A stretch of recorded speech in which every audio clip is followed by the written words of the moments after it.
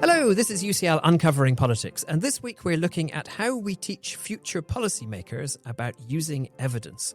What core features of good evidence analysis do they need to know, and how do we get them across?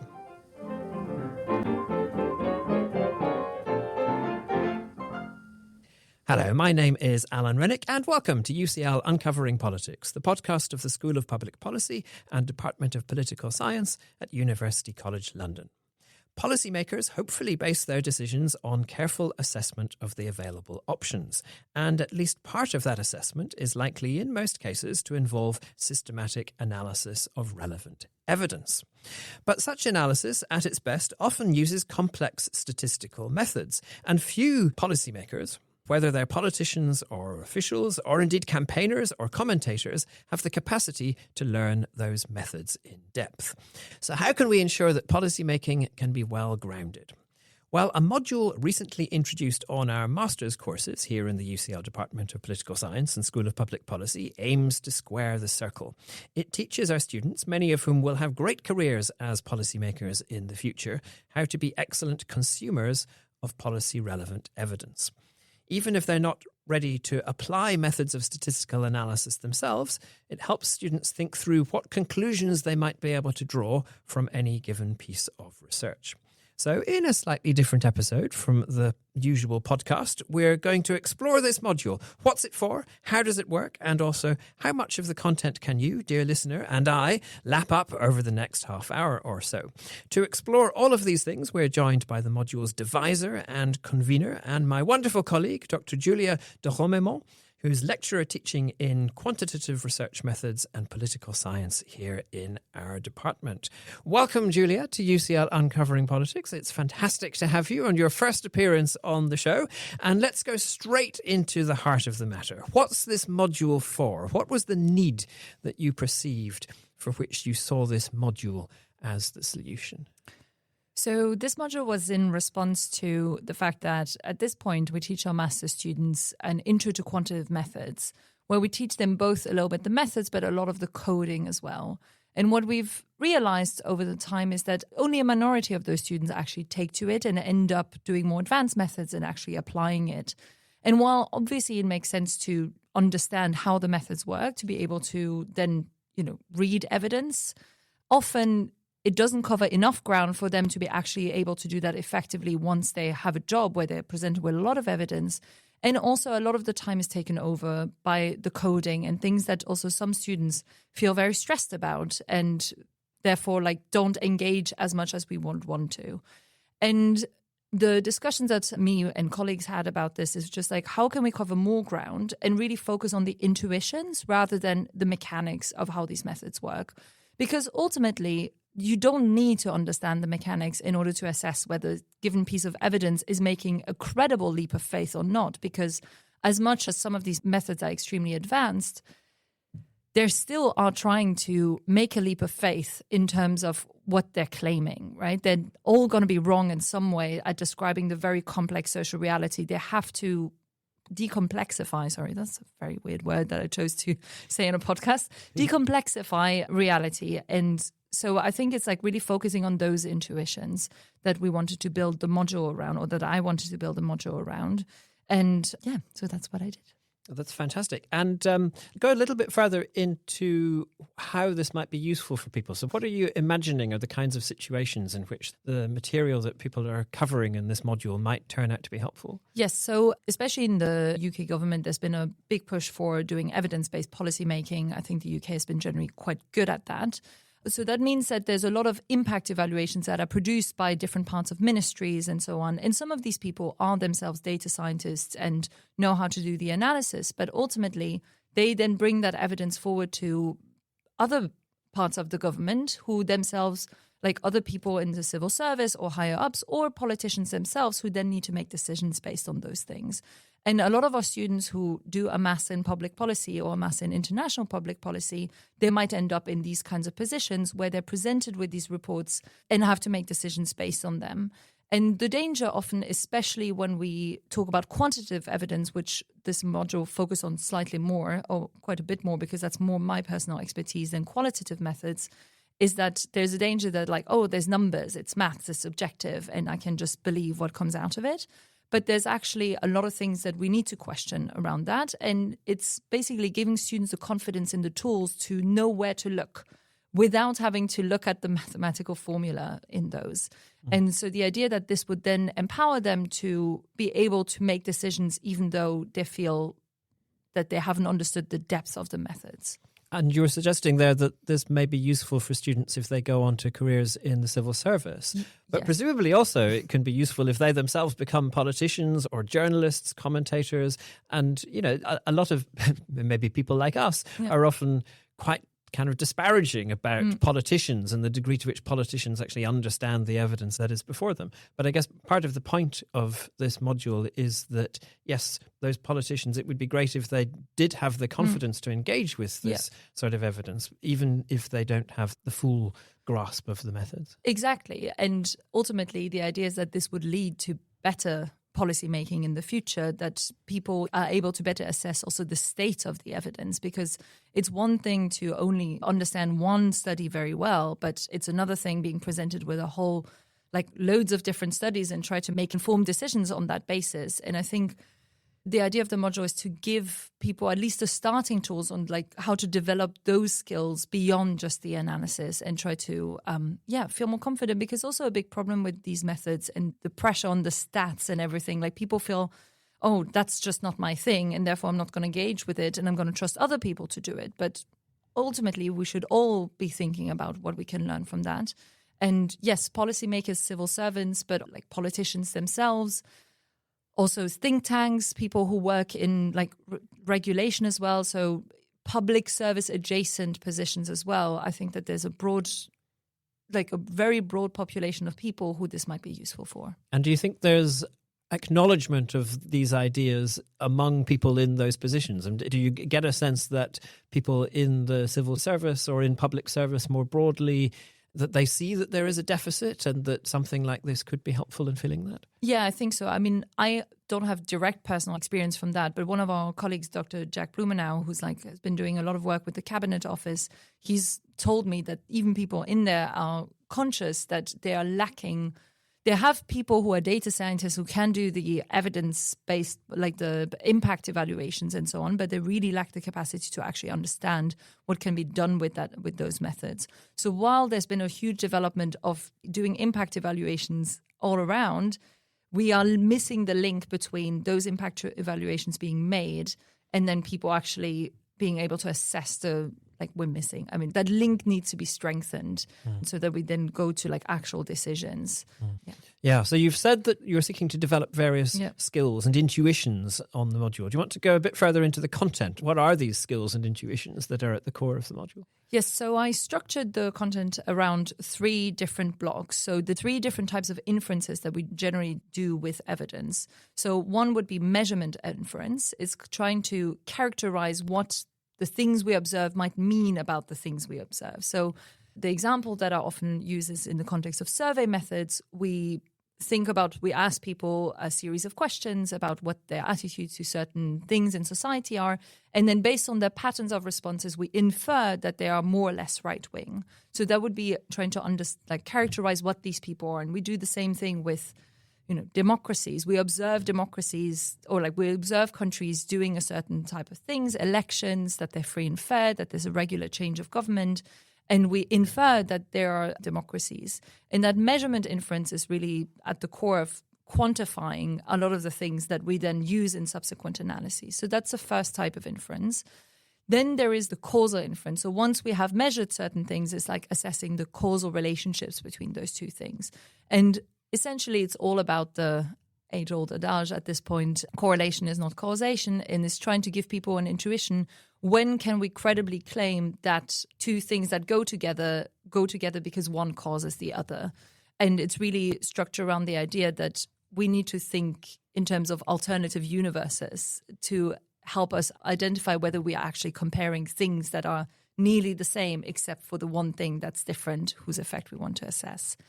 And then the third block is about population inference. So most often we only have access to data from a slice of reality. We only have access to a sample of respondents.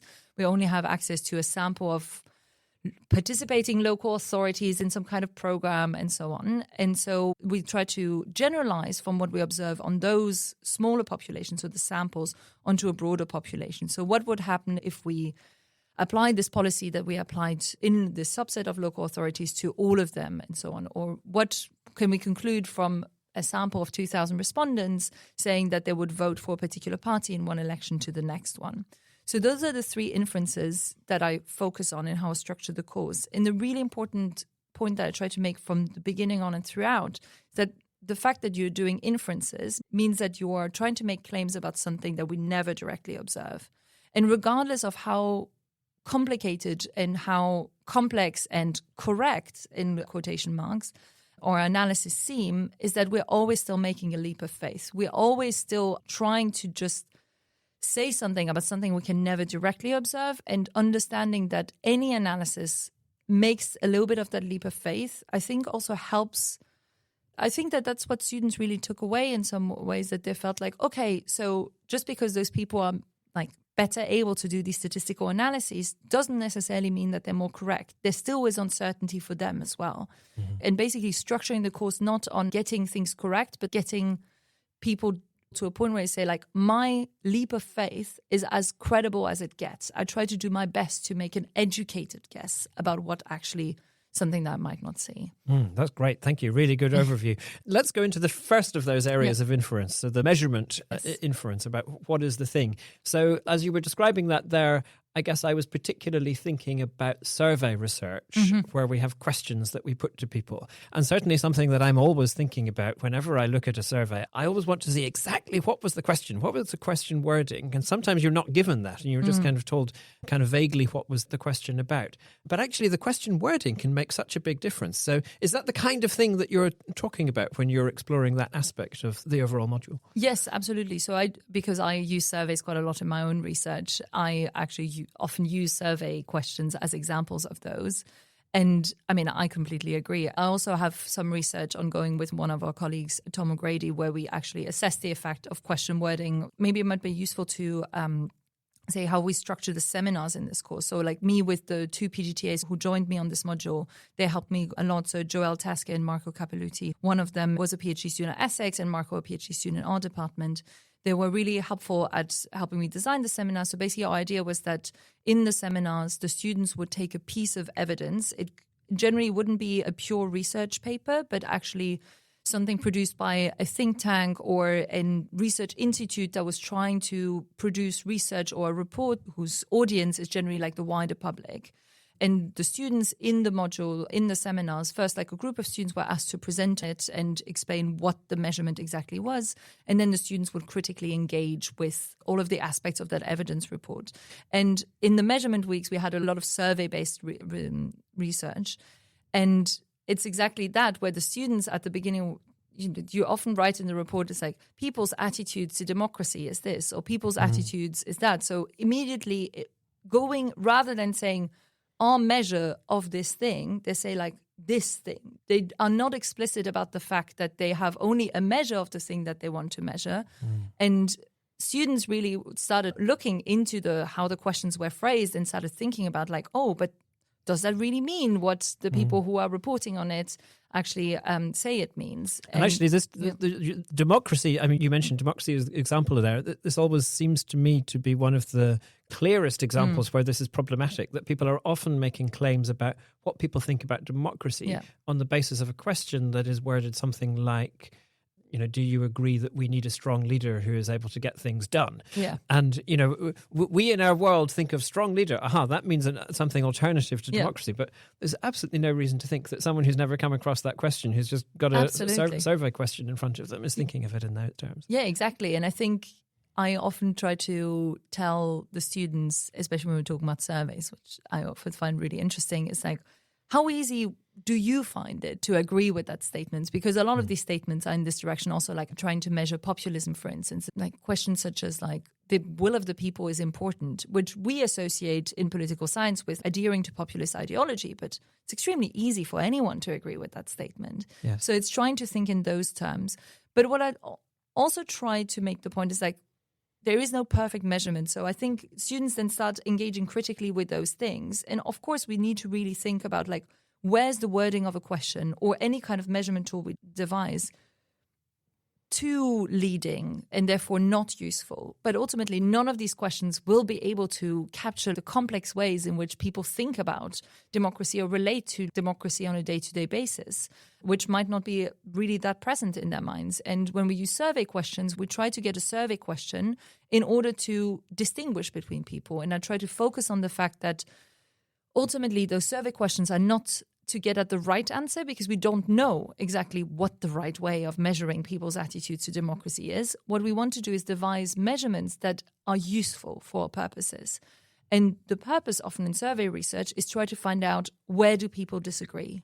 Where is there variation in how people respond to those things?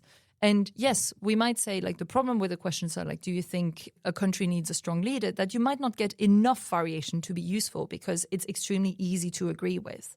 But it might help you to identify those who are very much in support of this kind of thing, or it might help you identify those who are very much against that.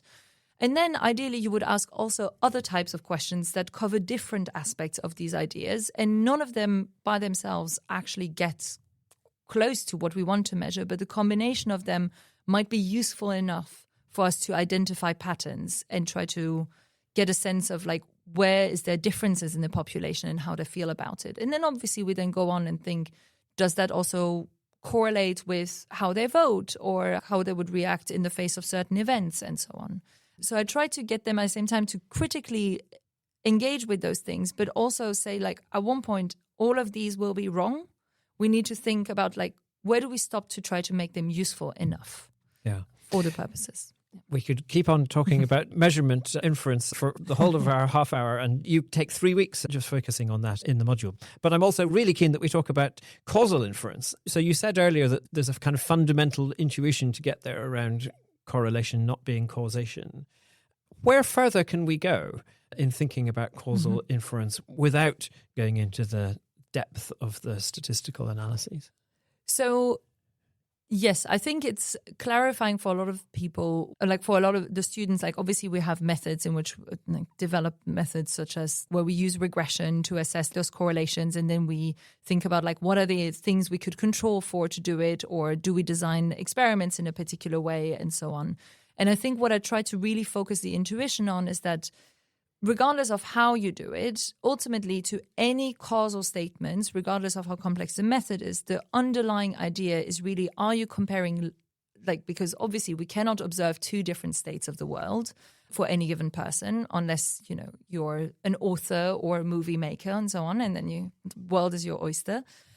And the idea is then to say that, okay, everyone, though, implicitly makes those kinds of statements. So when people said, like, during COVID, for instance, like, oh, if our country only implemented these policies that this other country did, they're implicitly saying, like, those two countries are the same, and the only difference is the policy that they're implementing.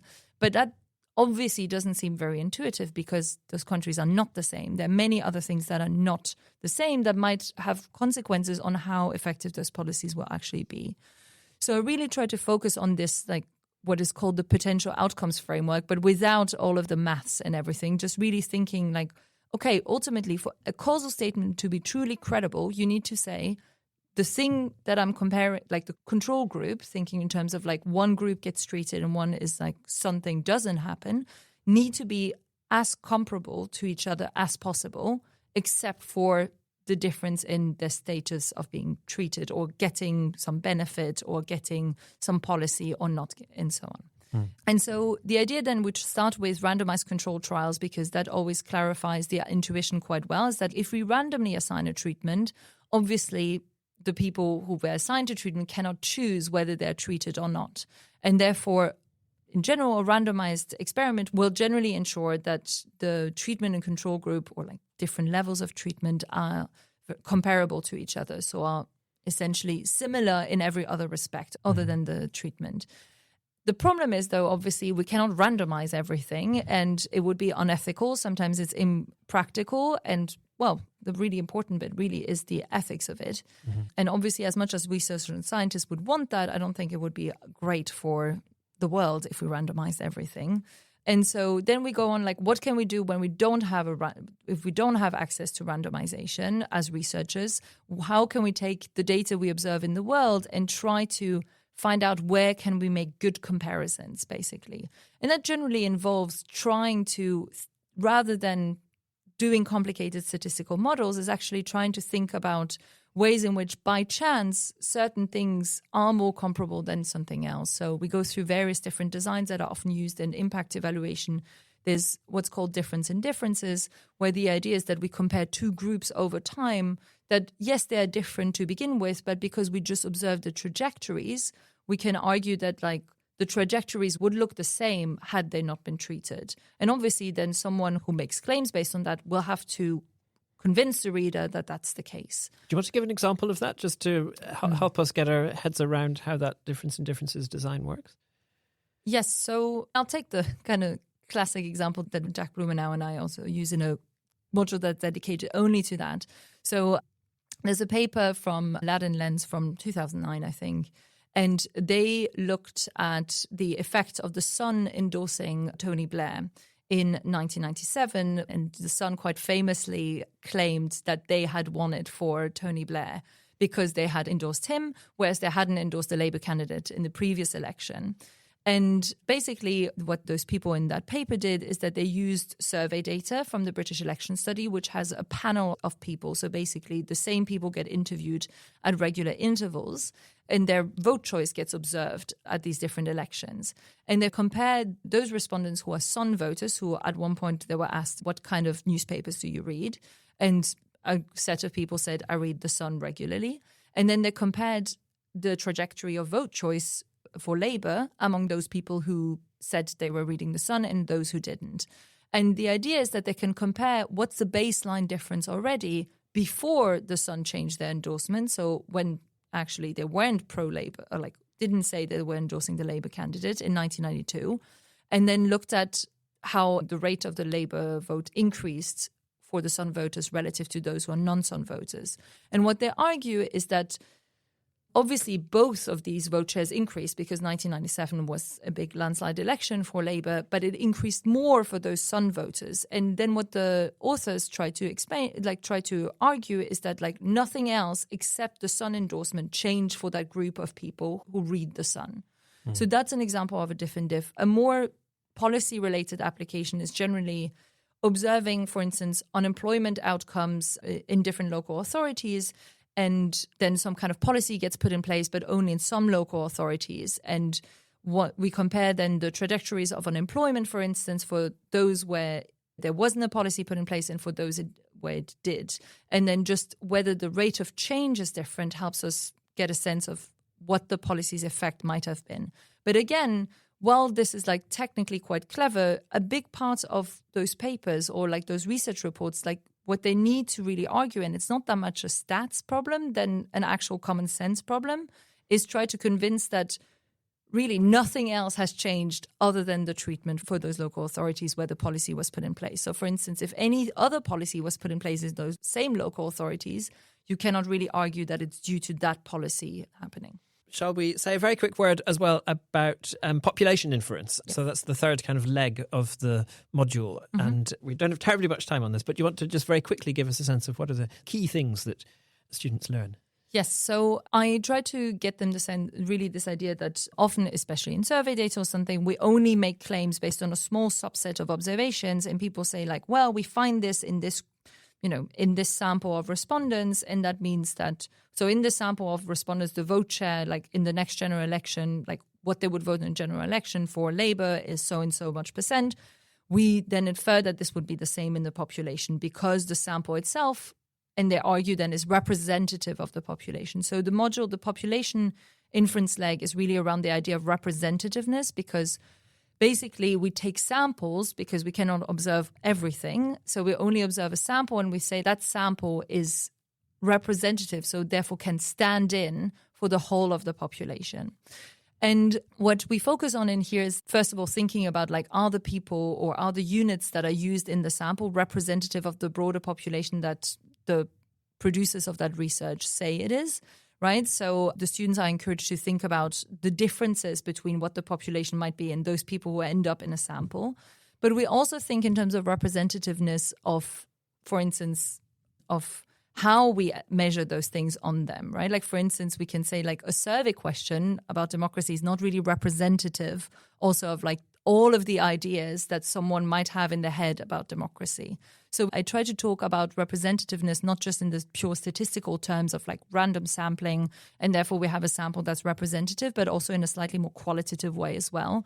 So we also focus on how focus groups can be extremely representative of a wider range of views, whereas a sample of 2,000 respondents with a survey question that are like more contrived and therefore like they're going to be less representative in a slightly different way. So I also try to make the case of also mixing the methods to get a different, like looking at the problem from a different way, because we only observe one slice of reality. We need to think about how can we like pierce through that like veil in different ways and try to get a fuller picture of what might be actually happening in the public's mind. This is sounding terrific. I'm feeling very envious of all of the students who get to take this module. How does it actually go in practice? How do you find students respond to it? Do they find things particularly challenging or eye-opening or empowering? Yes. So I did, as we mostly do in all of our modules, the continuous module dialogue, where throughout the term, once at specific moments, we ask them, well, I do a survey where they can put in like what they feel like. And I ask them what they feel like they've learned the most at that point in the module. And one thing that I always find that I found great this year is like after a couple of weeks when I first talked about regression and tried to get them a sense of what really is regression, literally is just drawing a line through a cloud of dots. I mean, that's what it is. And then someone wrote when I asked like, what's the most interesting thing you've learned? And someone responded, regression, and how it's actually not that scary. And I think that was generally a theme where they felt like, it felt great to be able to critique all those pieces of evidence that they read. And I observed also the teaching of my PGTAs. And in that, I saw how the students said like, oh, here are the methods. I don't understand all of it, but here's what I take from it. And they still felt that they could critique what those people had done, because ultimately I asked them to focus, what they should focus on is like, what is the data that goes into those really complex calculations? Because that's where all of these inferences really hinge on. And I think it's that empowering moment where first they read that and go like, well, these are methods I don't understand. Let me just like put that paper away and forget about it. And it's the moment when they say like, no, actually, I have things to say about this.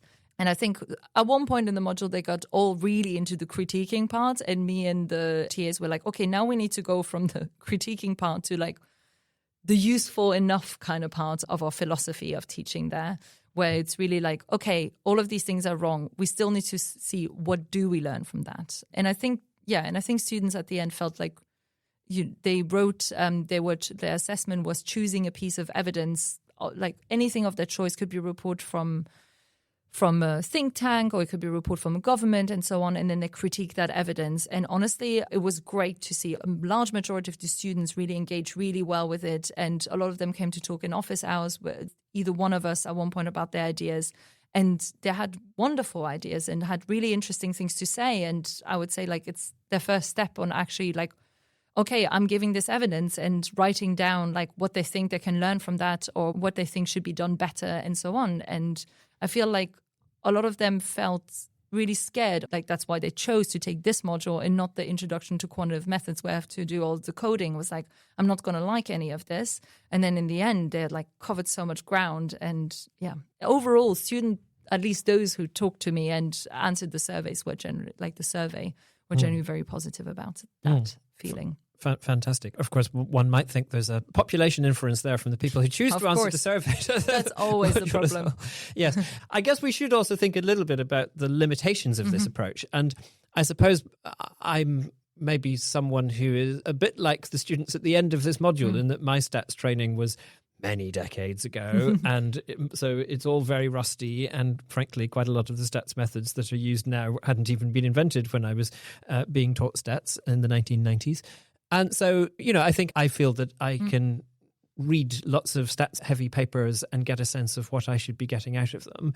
But I think also, if there are specific problems in how they are applying the stats in those papers, then I'm not going to notice that, frankly. Someone else has to notice that for me. Is that a limitation that we have to be aware of and that students have to be aware of? Are there other aspects of limitations that you want the students to be aware of at the end of the module as well? Yes, of course, the students obviously will, or if they ever come into these positions where they'll read loads of evidence, they also have to trust that the people who are doing the analyses are competent in doing it well. So that also means that like the other type of quantitative methods training that we do, where we do more like actual coding, and I teach like a causal inference methods module that's more advanced. I have other colleagues teaching quantitative text analysis. I teach an undergraduate module only about measurement inference, where like those people who do more data science, like they need to also be trained very well, but also trained with this kind of conceptual thinking as well, and not just the methods. I think another limitation of this is, again, something that I've talked a lot with my colleague Jack Blumenau, so I want to give a shout out to him, about the fact that there is a danger, especially with evidence-based policymaking, that we will focus on things that we can measure and evaluate. And in some ways, policymaking requires creative thinking, and making bold policies and changing people's lives will mean that you will, again, make a leap of faith in terms of like, we might not have evidence about whether this is going to work or not, but we want to take that step. And when you think about like the big advances of the last 20th century, when it comes to like the NHS or, I mean, the New Deal in the US and so on, like all of these like bold social policy who really transformed people's lives for the better, those were things where there was no evidence to know whether it was going to work or not. And there's a little bit the danger that focusing too much on these like small, like not small, they're big in the accumulation, but like focusing on small steps and small policies and testing all of that. There are good things to it, but it also is the danger that therefore also policymakers become themselves a little bit too cautious in what they try. And I try to talk about that in the last part of the module to say there's limitations to it. First of all, obviously politicians or policymakers might not listen to that because they have their own ideological agenda, but that's not necessarily always a bad thing. And I think I'm trying to make them aware that understanding better evidence still means that there's that leap of faith, and that doesn't mean that we shouldn't try to make the leap of faith in those circumstances where we can't close the gap that well between what we think it might do and like the evidence that we have and the thing we might want to do, if that makes sense. So I think that really is a limitation I try to bring home. And I guess that would be dedicated a whole other module, if I had more weeks, I would talk about like doing decisions under uncertainty and also how that relates to people's risk preferences and values and norms and so on. But unfortunately, we only have 10 weeks. It's always the constraint. Final question. Have you learned anything yourself from teaching the module? Yes, what have I learned? First, I mean, one thing that I really enjoyed is the thinking about also the seminars. Like a lot of the modules I teach involve coding. And so the seminars are kind of standard in not standard. I mean, I find it exciting, but they get a data set, they get some questions, they have to code it in front of the computer. And this one was really one where there was much more discussion. And sure, I've taught like a substantive module on welfare states before where there is discussion, but not on methods as much. And I really liked also involving the PGTAs who like came both from they have their own different experience. And they were the ones like we together found the materials to talk about in the seminars.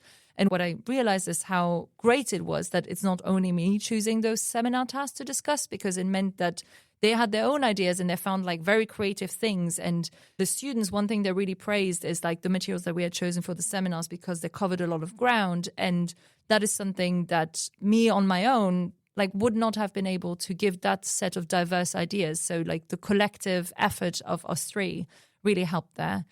Then I think I learned, I mean, obviously this was the first time of like really writing lectures from scratch for that. It's like learning how to do the pacing. And also I was always quite ambitious in all of the material that I could cover, that I wanted to cover. And so I had to sometimes moderate a little bit. But I realized that if you really focus on those intuitions, like students get more excited about it than if you go into the details of the maths, which I personally obviously find exciting, but I understand that others do not.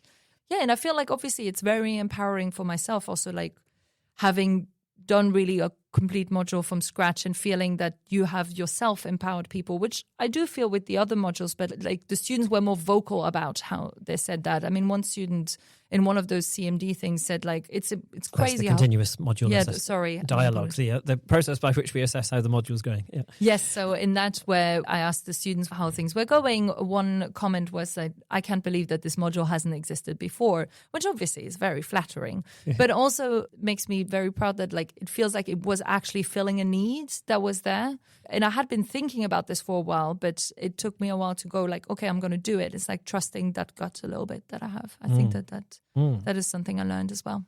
Well, it sounds like you're doing really fantastic work on this module. As I said, I'm feeling very envious of all the students taking it. You've given us a wonderful little taster over the last few minutes, but it would be great to hear more. So thank you so much, Julia. Normally at this point, I give you the details of the publication that we've been discussing. Clearly, I can't do that this time because we've been discussing a module instead, but I can say that if you enroll on one of our master's courses here in the UCL Department of Political Science and School of Public Policy, then you too can opt to take Julia's module in full, and then you will thereby gain from all of her wonderful insights and energy. Well worth doing. We will be back next week when we'll be looking at the tradition of political parades in Northern Ireland. To make sure you don't miss out on that or other future episodes of UCL Uncovering Politics, all you need to do is subscribe.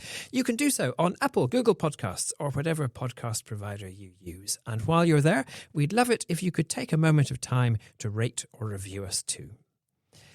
I'm Alan Rennick. This episode was produced by Matthew Dinn. Our theme music is written and performed by John Mann.